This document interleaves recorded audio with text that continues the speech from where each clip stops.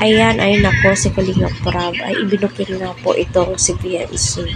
Kalinga Prab ay hindi na nga po ito kinaya. Kaya ayun, nagkabukingan tuloy.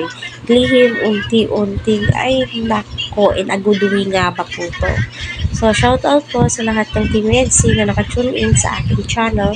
Naway nasa mabuti po kayo kalagayan. Patuloy po natin suportahan si Kalinga Prab, Kuya Val at ang buong team. Please huwag po natin skip ang kanilang ads para sa ganun nga po ay marami pa pong kababayan po natin ang kanilang malingap and syempre ang kanilang matulungan.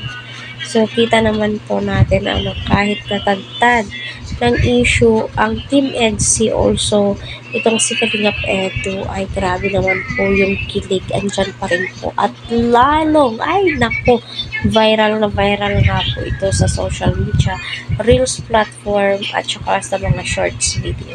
Diyan po natin napapatunayan yung mga solid viewers ay andyan pa rin, hindi nagpapatinag. Syempre, di tayo papatinag. Bakit naman po tayo magpapadala sa mga issue na yan? Mas kilala po natin ang EDC at nasa part 47 na po tayo. Magwa 1 year na po sila, di ba? Na magka-love team. So, hindi pa ba tayo susuko? Kaya gulang lang po. Ano kaya nga yun, no? Ibinulgar nga po ni Kalinga Prab ang Team EDC. Nako, kahit si Grace ay nakikisali at di na po kinaya ang kakiligan o kakulitan ng kaniyang pinsan. O, di ba? Ganyan po ka-supportive ang mga matubang, ano, especially si Kalinga Prab sa kanyang mga beneficiaries. Ano. So, shout out po sa inyong lahat. Naway mag-ingat po kayo sa pang-araw-araw po ninyo pinupuntahan kasi safety first, ika nga po nila.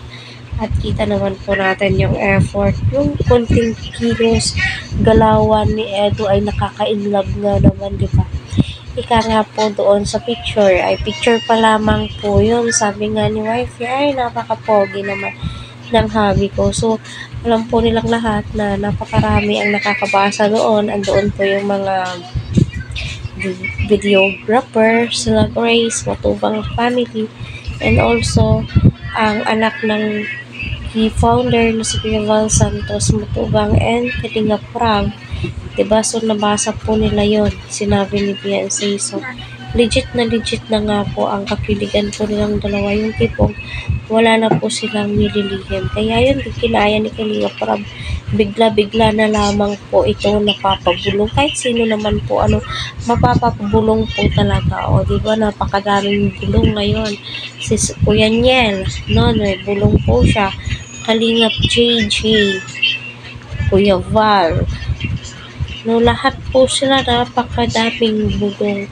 So, tayo na lamang po yung maguguluhan kung saan tayo ang kukuha ng mga info kasi halos lahat naman po talaga ay napaka-legit nga po ng kanilang mga info. So, abang-abang po tayo, no, kasi mukhang magdi-date po itong Team EDC.